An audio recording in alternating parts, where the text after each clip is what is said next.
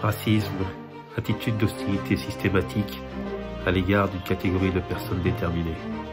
Je dis non au racisme et à l'antisémitisme. Justement, la CNCDH, la Commission nationale consultative des droits de l'homme, s'y intéresse cette année. Globalement, les Français sont bien plus tolérants qu'il y a 10 ans et pourtant les actes, qu'ils soient racistes, antisémites ou xénophobes, sont en forte hausse au vu des chiffres du renseignement territorial.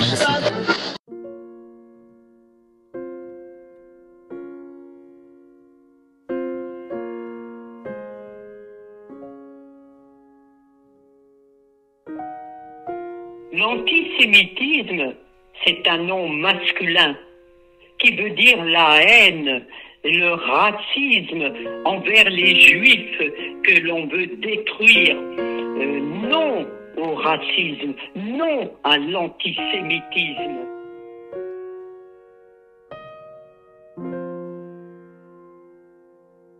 Tous les hommes naissent et demeurent libres et égaux en droit. Article 1 de la Déclaration universelle des droits de l'homme. Nous sommes contre tous les racismes, y compris intergénérationnels, et l'antisémitisme. Nous serons intraitables face au racisme, à l'antisémitisme et aux discriminations.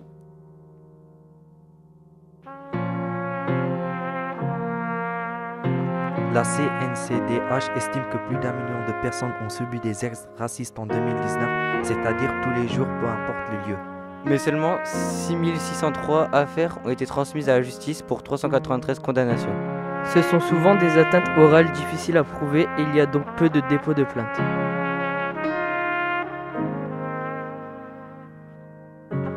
J'ai un rêve qu'un jour mes enfants vivront dans une nation où ils ne seront pas jugés pour la couleur de leur peau, mais pour leur caractère. De Martin Luther King. Ce n'est pas la couleur de notre peau qui nous rend différents, c'est la couleur de nos pensées. Le racisme n'est pas une opinion, c'est un délit.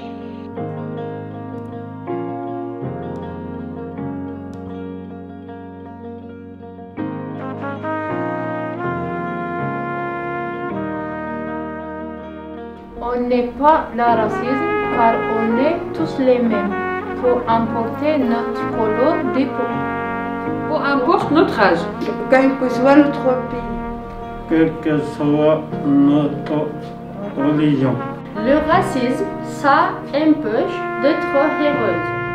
Je dis non au racisme et à l'antisémitisme.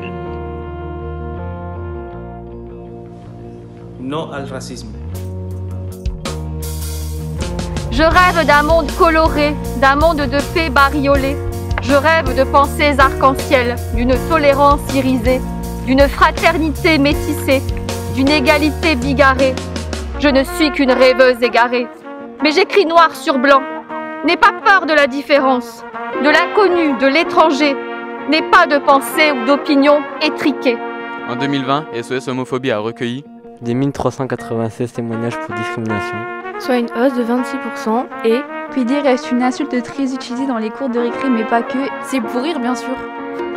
J'aime, tu aimes, il s'aime, elle s'aime, nous nous respectons. C'est ensemble qu'il faut mobiliser. Les inégalités entre les hommes et les femmes ont la vie dure. En 2017, 27% des femmes ont affirmé avoir une discrimination sur le fait de leur sexe. Les femmes sont plus concernées par la précarité. Les inégalités de salaire avec les hommes sont d'environ 20%. D'après le ministère des Solidarités. Les femmes d'à présent sont bien loin de ces mœurs. Elles veulent écrire et devenir auteurs. Agir au quotidien. C'est ensemble qu'il faut sensibiliser. L'inclusion des personnes en situation porteuse de handicap est loin d'être acquise. Les discriminations sont bien réelles, notamment pour les personnes porteuses de handicap invisibles. Soit 80% des personnes concernées par le handicap.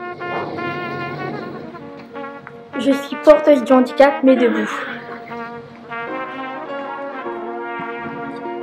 La loi du 11 février 2005 énonce l'obligation de solidarité à l'égard des personnes handicapées.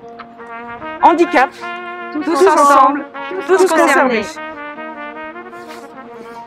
Je dis non au racisme et à l'antisémitisme. Non al racismo.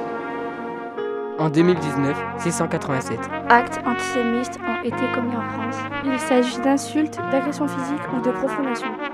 N'oubliez pas Hitler et les nazis qui ont tué 5 à 6 millions de juifs. Se souvenir, c'est semer des veilleuses pour l'avenir. Non à l'antisémitisme.